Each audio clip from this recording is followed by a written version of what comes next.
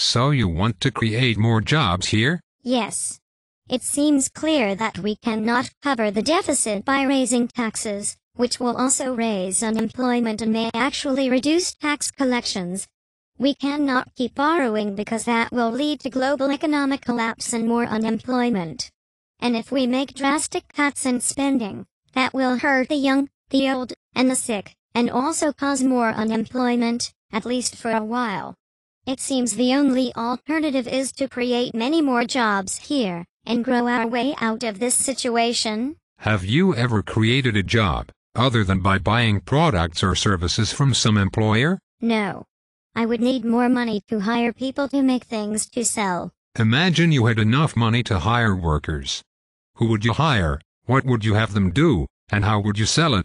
Or would you just invest the money in something? Right now I do not know how to invest in my own business, so I would probably just invest in someone else's, and let him hire workers and make stuff, or buy government bonds. That is what most people with money do. But government bonds only pay for government jobs or benefits, most of which go to consumption and not to the production of new wealth.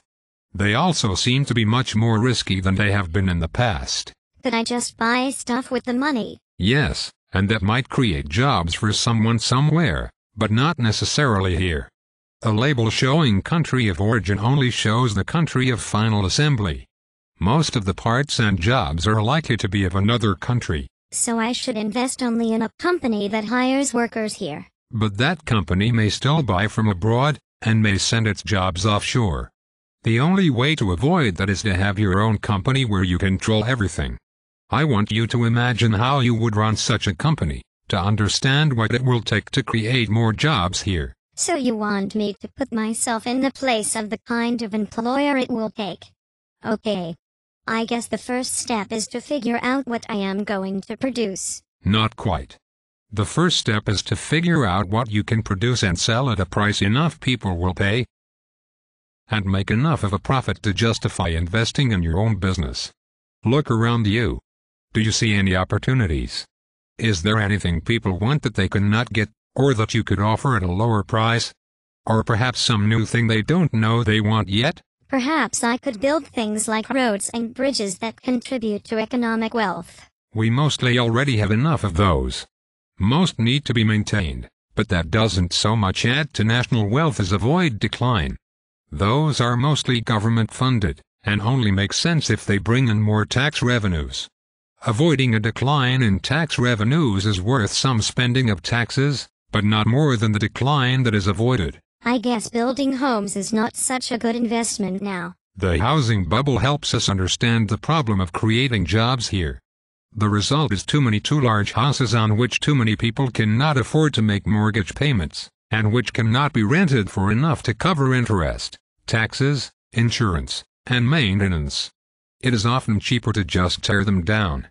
There are opportunities for demolition teams, but that does not really add to national wealth or long-term jobs. What about other kinds of real estate? There is also a bubble in that sector, and in most other sectors of the economy. The result of going to debt-based currencies has been for too much investment money to chase too few profitable investment opportunities. This is a problem worldwide, not just here. Bad government policies and poor investor judgment has added to the problem, but it begins with debt-based currencies and fractional reserve banking. I read that our companies are holding large amounts of money they earned abroad, that they do not bring back to avoid having to pay taxes on them.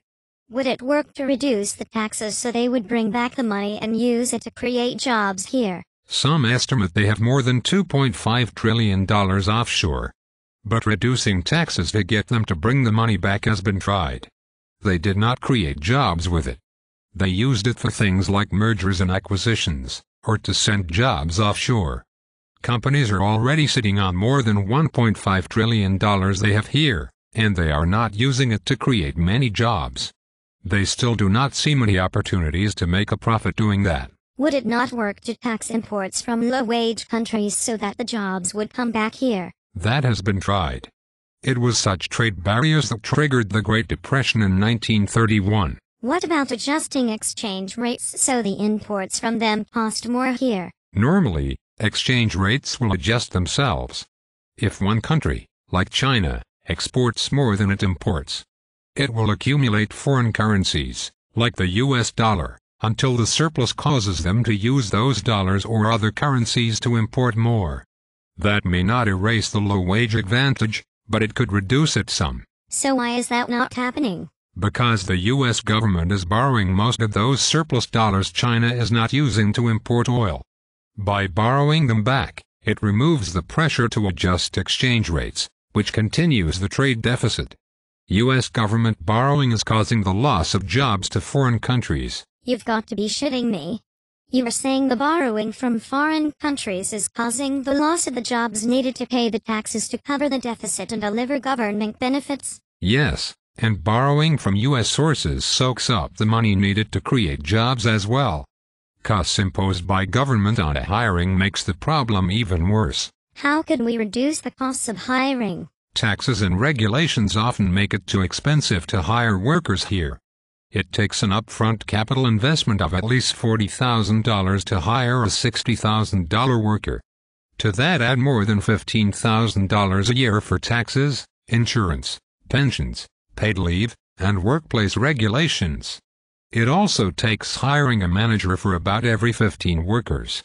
All that expense can be avoided by sending jobs offshore. So how did we create all the jobs we had before? We emerged from World War II as the safest and most profitable country in which to invest. We had the best government and laws, abundant natural resources, the most skilled workers, and the best new technology to create new kinds of products and services that people wanted. We held on to that advantage for 40 years, but then it began to slip away. Why did it slip away? Other countries imitated what worked for us, and got good at it. They reformed their governments, laws, and financial institutions, trained their workers, and began developing and patenting new technologies of their own. We depleted our cheap oil and now spend $250 billion a year to import oil, money that is not available to create jobs. I've read that we have plenty of oil left. It's not how much oil is in the ground, but how many barrels of oil or its equivalent it takes to get it out of the ground. When it costs more than a barrel to extract a barrel, the oil stays in the ground. If the price of oil increases, more will be extracted, or we will turn to other sources of energy, like gas or coal, but the more oil we use, the less is available for other things. We eventually reach the point where we cannot afford to extract any resources, and the economy collapses. There can still be plenty left in the ground when that happens, but it does not do us any good there. The same principle applies to agriculture. In 1890, 95% of the energy in a grain of wheat came from sunlight, soil, rain, and air. By 1990, 95% comes from artificial inputs like irrigation, fertilization, pesticides, tilling, harvesting, storage, and transport, most of which come from oil, coal, and gas. If we deplete those, we become unable to feed ourselves. What about new technology? Technology is like minerals in the ground. We start with what we can pick up on the surface, and then start digging. As we have to go deeper and deeper, the cost keeps climbing, and it takes longer and longer for an investment in extracting them to pay off. Eventually we get to the point where even if it would be profitable in the long run to do more R&D, investors become unwilling to wait that long.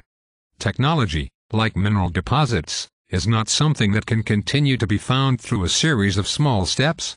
There can be large gaps between deposits, and no certainty that further digging will find any. It seems we are nearing the limits of several lines of technological discovery. Hasn't that been said of many lines of scientific discovery? Yes, and breakthroughs into new realms are conceivable. However, for purposes of deciding in what to invest, there do seem to be real limits. For example, most of the progress we saw in the Industrial Revolution was the result of finding ways to convert energy from one form into another more efficiently. We went from only about 1% efficiency to rates that push the limits of the laws of thermodynamics, depending on the kind of conversion, of about 65 to 95%.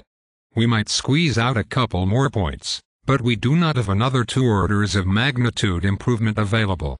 However, we will need to continue this conversation in the next video.